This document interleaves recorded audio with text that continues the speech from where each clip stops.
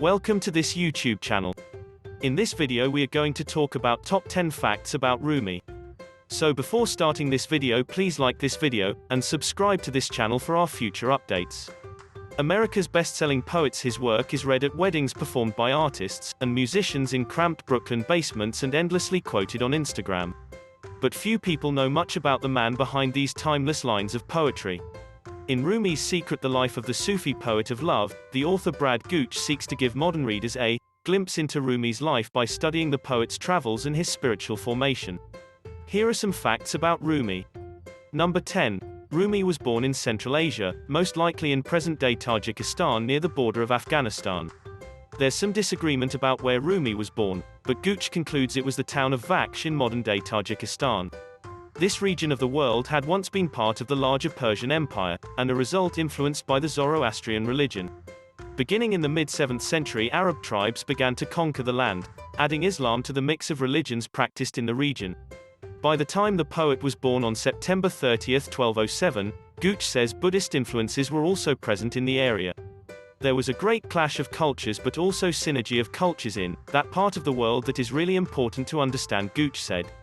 It's kind of the perfect place for him to grow up. Number 9. His father and grandfather were well-known Muslim preachers and jurists, and he was expected to follow this more traditional path. Rumi came from a line of preachers. His father Bahar Valid was an occasional preacher at the local mosque and a Sunni jurist.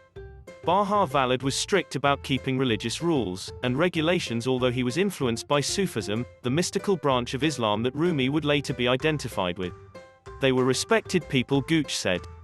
Turkish soldiers, members of the historical Ottoman military band of Mehter, perform outside the Mowlaanaa Museum during a seer. Turkish soldiers, members of the historical Ottoman military band of Mehter, perform outside the Mowlaanaa Museum during a ceremony, one of many marking the 743rd anniversary of the death of Mowlaana Jalaluddin Rumi, in Konya, Turkey, December 70, 2016, Murad Sezer, Reuters. Number 8. As a boy, Rumi reported seeing angels. There are several stories told about Rumi's early childhood. When he was 5 years old, he reportedly saw angels. These episodes agitated the small boy. His father reassured him that the angels were showing themselves in order to offer their favors. Within years of Rumi's passing, his grandson had a writer interview people who had known him about the poet's early life. In fact, many of the stories we have about Rumi's early years emerged after his death.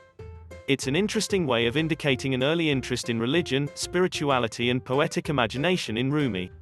Number 7. Rumi spent part of his life as a refugee and migrant. Bahar Valid resolved to move his family from Vaksh between 1210 and 1212. At that time, according to Gooch, Genghis Khan was preparing his armies to invade Tajikistan. His father could have also been propelled to leave the town, because of local political problems or by the desire to see Mecca. Whatever the trigger, by the time the family had moved away from their homeland, the Mongols came down and destroyed the great cities that his family had known. Rumi never saw his homeland again, never returned, Gooch said. They really became refugees and migrant. Number 6. The map of Rumi's life stretched over 2,500 miles, as his family's migration lasted nearly 2 decades.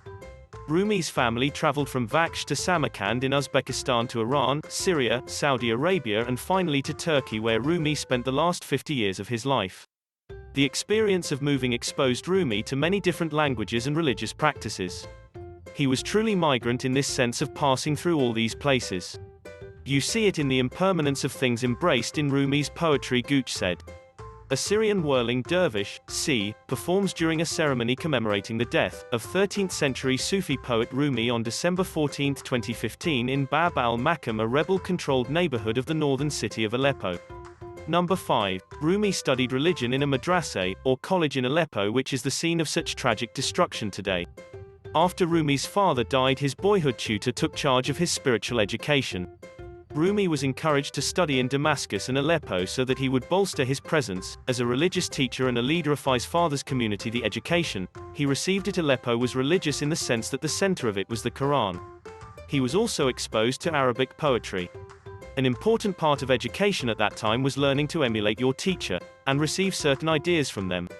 There was a very developed academic scholarly culture, especially in Baghdad, Aleppo, and Damascus, and with that a lot of pride, a lot of status, Gooch said. The idea of fame or making your name was very important in those kind of scholarly circles. Number 4. He was likely never called Rumi during his lifetime. The term Rumi means from Rome, referring to the Byzantine Roman Empire. The empire included present-day Turkey, where Rumi lived most of his adult life. His birth name was Muhammad. Because the name was so common, people were given nicknames. When he began to see visions of angels, his father gave him the title of Khodavangar, which is Persian for Lord or Master. His father also called him Jalaal, meaning splendor of the faith. Later in his life, Rumi was called Moulana, or our teacher, or our master. It's likely that he was never called Rumi, the name he's known by around the globe today.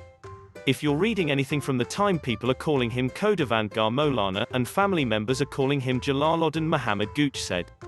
Number 3. When Rumi met his great teacher, companion and beloved Shams of Tabriz, he was already in his late 30s, Shams about 60 years old. By this time, Rumi is known in Konya, Turkey, for being a respected jurist, a scholar and a preacher. But he wasn't satisfied and felt a little ill at ease with his role. Gooch called it a midlife crisis. Shamsuddin, or Shams of Tabriz, was a mystic and a religious seeker. As a personality, Gooch said that he was irascible and misanthropic, interesting and difficult, never really satisfied. At the same time, he was steeped in learning and prayer and mediation. The two met on a street in Konya and immediately fell into a philosophical discussion.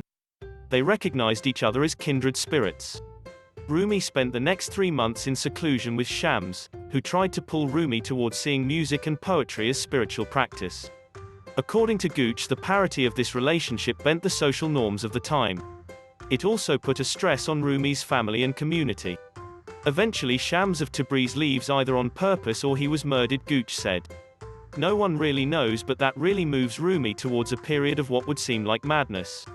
Whirling dervishes perform a traditional Sema ritual during a ceremony, one of many marking the 743rd anniversary of the whirling dervishes, perform a traditional Sema ritual during a ceremony, one of many marking the 743rd anniversary of the death of Mevlana Jalaluddin Rumi, at Mevlana Cultural Center in Konya, Turkey, December 7, 2016.